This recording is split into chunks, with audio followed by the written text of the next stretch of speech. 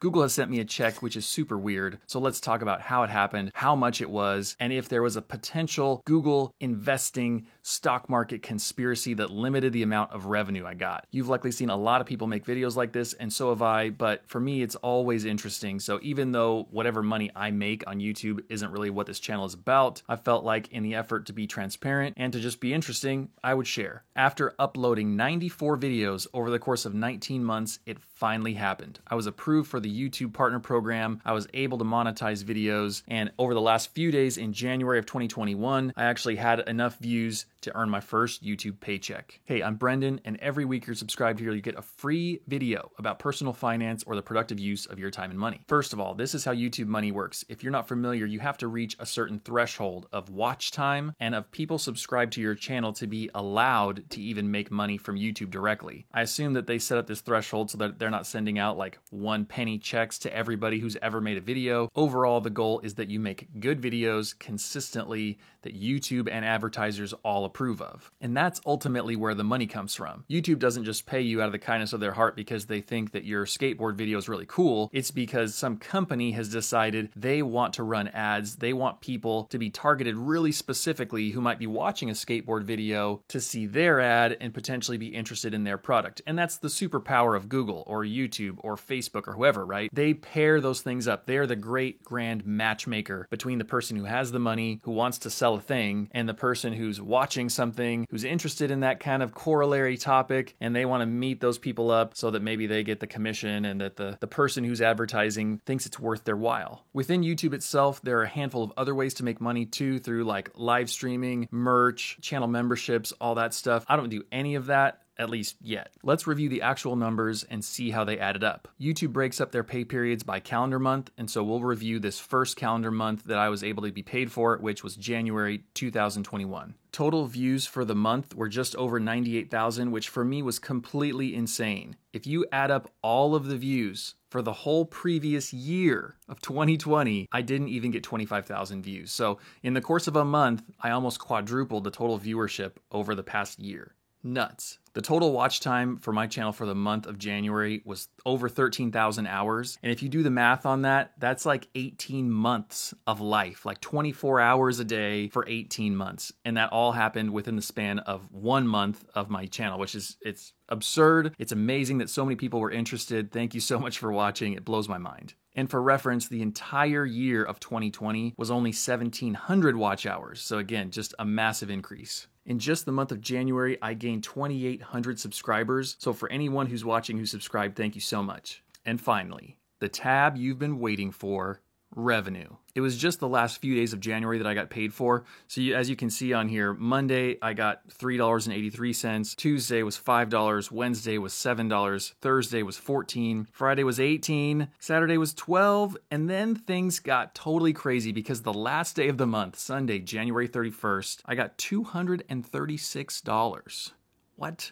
This is like full-time income. This is like real job amounts of money here. $200+ a day is serious. I mean, for me to go from $0 for 19 months of making videos, plus 6 or 12 months before that of planning and understanding and researching and learning how to use my camera and all this other stuff, to suddenly make like $10 a day is amazing. That's so refreshing to me, and it means that I'm on the right track. It means that I can probably reinvest in some lights or some other gear. So that is really cool, but the $200+ days are just like...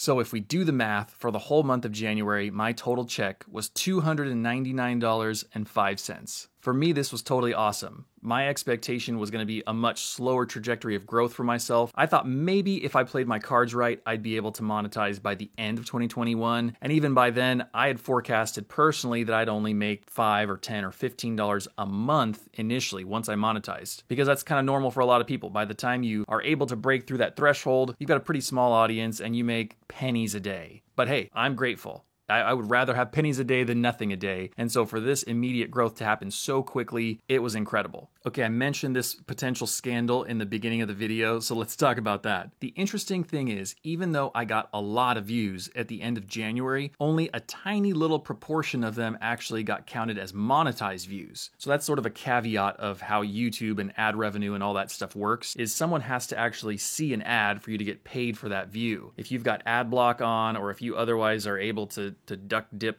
dodge around some ads, then that doesn't count as a monetized view for me, which is fine. I don't care. You can do what you need to do, but it's just interesting because my total number of views were very high. The total number of monetized views were paltry. We can dive into this because YouTube gives creators an absolute prodigious amount of data. And if I'm honest, besides the potential of helping real people with their financial questions, with their investing questions, with general cool stuff in life, probably my next favorite thing about being here on YouTube is just the sheer amount of data that I've got access to. It is a nerd's dream to go through your analytics and see all of this and track all of it and just like dive in headlong. I absolutely love it. I'll put up these screenshots here on the screen and I'll look at them here with you. As you can see, only a tiny amount of my total views were monetized. And on the face value with a little bit of context, it kind of makes sense. Maybe you've got ad block on, and it'll never be 100% match. So I don't expect it to be 100%, but this is like way out of whack. So on the peak on January 28th, the peak for views, I got a total of 15,251 views in a day.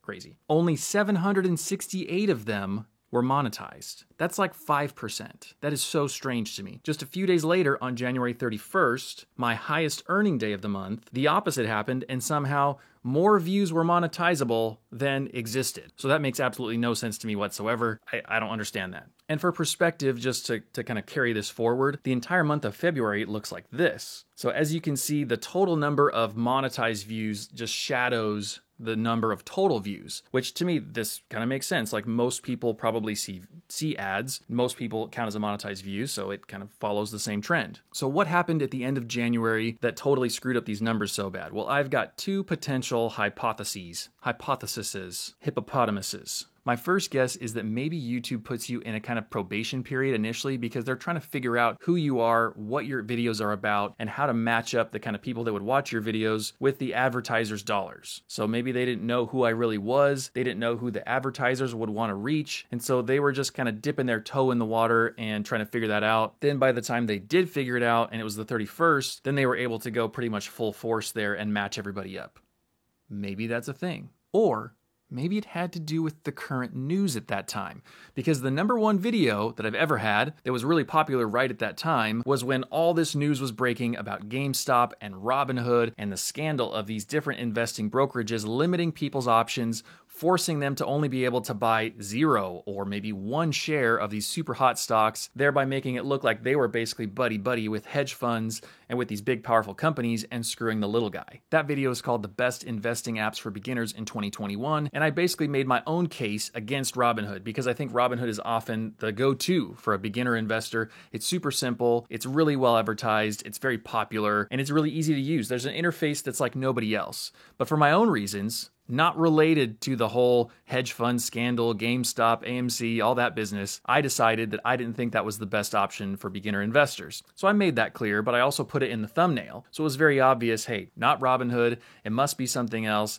This is clearly going to be sort of anti-Robinhood. But I think partially because of everything else happening in the news, that got a lot of attention. So could there have been some kind of conspiracy amongst all those very powerful players? Could they have somehow been in cahoots with whoever or whatever decides what algorithm matches up this ad with that? Probably not. I don't think those connections exist. I think it was probably more the first thing, the probationary period thing, or just some other thing that I totally don't understand and will never understand. And that's totally fine. But the idea definitely crossed my mind. Hey, let me know if you thought this was interesting, because if it totally wasn't, if this is not what you want to see, then no worries. I won't make another video like this. If you made it this far, thanks for sticking around all the way to the end. And if you liked the video, give it a like. Otherwise, stay tuned for more, because like I said in the beginning, I make videos about personal finance, generally oriented towards the beginners. So I'm not going to give you like individual stock picks generally, unless you really, really want that. But my goal is to get you off on the right foot. Maybe you've not been able to figure out how to budget or figure out how to develop a path for yourself towards financial independence. And so I want to help at least lay those first few stepping stones for you so you feel equipped to make some good decisions. I also have a little bit of a fitness aspect to my videos. And so at the end of most videos, I'll be putting in little clips of me running. It will not be impressive. I will be very slowly running, potentially pushing a baby stroller,